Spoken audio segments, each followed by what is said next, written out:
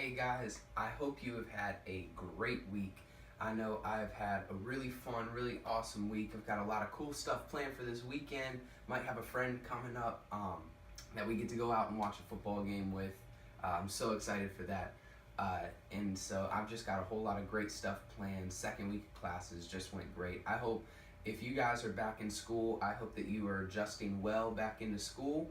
And I hope that you guys are having an awesome semester so far and that it just keeps getting better as the semester goes on. I have a word to share with you guys that I am passionate about. I am excited for. I hope you guys enjoy it. I will see you all next week. Bye.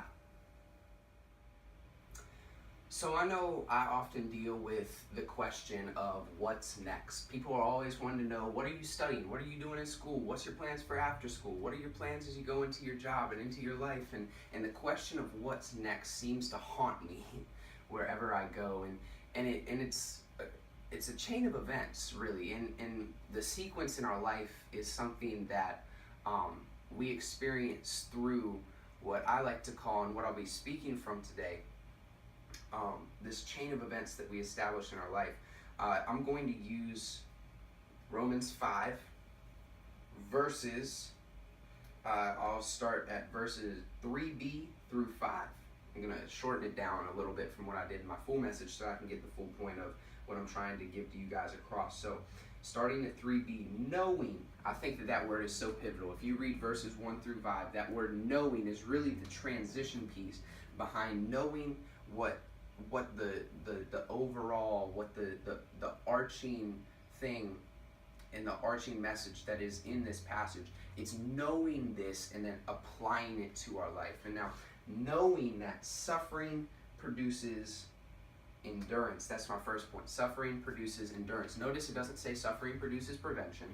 It doesn't say suffering produces avoidance. It says suffering produces endurance. We don't always want to hear this, because suffering in our lives often leads to a point of something that we don't want to have to endure again, but rather suffering on this level, when we lay it to God, when we allow God's purpose to work through the suffering, then we're allowed to handle something that God wants for us at a higher level later. Suffering produces endurance, and it also gives us a perspective. The thing that we go into the suffering with is usually the thing that we'll leave with. And I'll use this as an example. I was watching a YouTube video about rap music, and they were talking about J. Cole, which J. Cole is one of my favorite artists, and oftentimes J. Cole can be seen in the mass media as unentertaining or unpopular or boring, or whatever you want to call it. And oftentimes what the guy who was talking about, I think it was a great point, he said, if you go into his music expecting it to be boring, that's what you're going to get. And oftentimes when we go into our life, it's the same principle. When we go into our life thinking and knowing that the suffering won't produce anything good, that the things that we're going through right now serve no greater purpose, then that's what we're going to end up getting from our life. The mindset that we handle things with is the mindset that's going to play out in our life 10 times out of 10. Suffering produces endurance. Second point, endurance produces character. Now, when I look at the word character, I'm not talking about there's two definitions, and I don't really know the Webster Dictionary or the dictionary.com definitions, but these are the two ways that I see character. A character can either be like a set of morals, a set of values. Character are the traits that make us who we are. And then there's a character in the sense of something that you have to create in order to be. One of my younger sister is big theater nerd. She loves it, and she's great at it. And when she's on stage and she's performing, what she'll do is she will take a character that has been created, a made up character, and she will replace that character with herself, with her character, while she's performing. And now this isn't a bad thing in this case, because she's doing it for entertainment. She's doing it because it's something that she loves, but oftentimes we'll use that same principle when we're going about our lives. We'll say, okay, there's a character that I need to create in order to fit in with these people. There's a character that I want to portray in order to get people to think a certain thing about me. There's a character that we're trying to invent rather than be. And in our endurance, the way that we're able to handle our suffering, the way that we endure our suffering produces character. Notice that it doesn't say that the way that we handle things in a positive manner produces character. No, the things that we produce in a negative way and that we handle in a negative way also produce character. The biggest thing I've noticed about being Christian is that when you're Christian, you no longer just have one option to run to, that one option being your weakness, your shortcoming. You no longer just have one option, now you have two. It's not that the old option was replaced by Jesus. It's not like every single thing that you do that you used to do, now, oh, boom, Jesus, like he came in the way and now it's the only thing that you ever do. No, in fact, being Christian just leaves you with two options. It doesn't mean that you're always going to pick the right one. It doesn't mean that you're always going to do the right thing or run to the right person, but it means that you have another option. Nothing changes except for the fact that you have another option to run to. God doesn't force you to run to him. You have to force yourself, which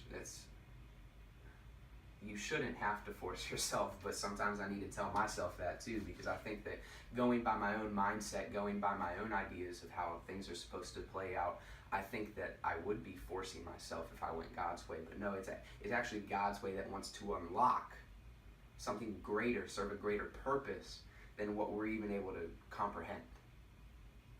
Character is the outcome of endurance, and character also produces hope. And sometimes we look at this in a negative way, but really our character is what this example is. Our character is the greater understanding of who we are in comparison to who God is. That's the character. And now notice in this example that the cross, which, by the way, thank you, Graham. Shout out to Graham. He was my Bible study leader last year. He showed me this. The same cross that we have, because this is us, and then this is our journey. The lines represent our journey.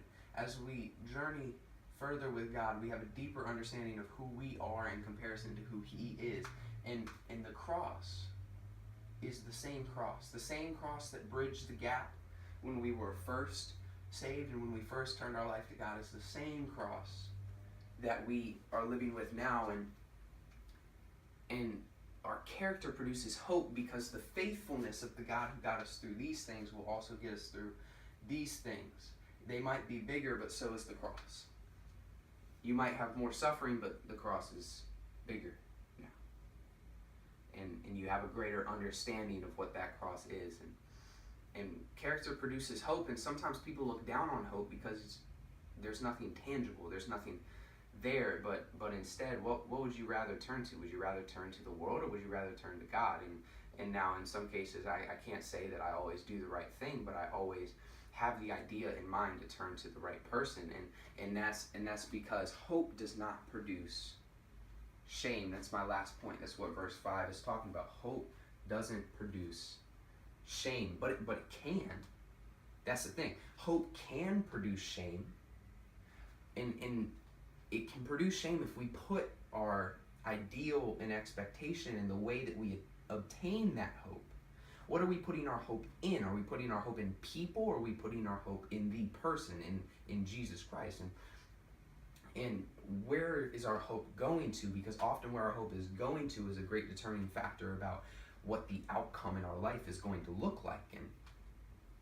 And our hope, when we put our hope in God instead of putting our hope in people, we will see, or putting our hope in situations, or putting our hope in our job, putting our hope in our school, whatever it is, we will see that what hope used to produce was shame. But then when you put it to God, you see that hope produces strength. And now when you look at this domino effect, when you look at this sequence of events, you see that once was suffering either has two options. What once was suffering could lead into shame, could lead into a spiral downwards of shame, and that suffering, shame just repeats itself, because ultimately this pattern will repeat itself.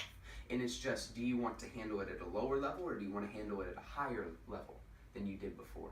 this pattern is something that never goes away in our life, and throughout the years that we will live, no matter what the suffering looks like in that moment, there's always a suffering that produces endurance, that produces character, that produces hope. And then ultimately we have the decision based on who we've turned to during that situation before, whether or not that hope is going to produce shame or whether that hope is going to produce strength.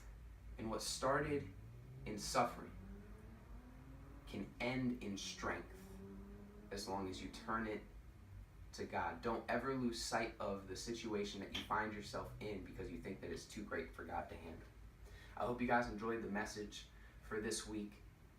I was really happy about how applicable this message was to my life this week, and how much I needed it. So I hope that you guys feel the same way about it, and I can't wait to see you guys all next week.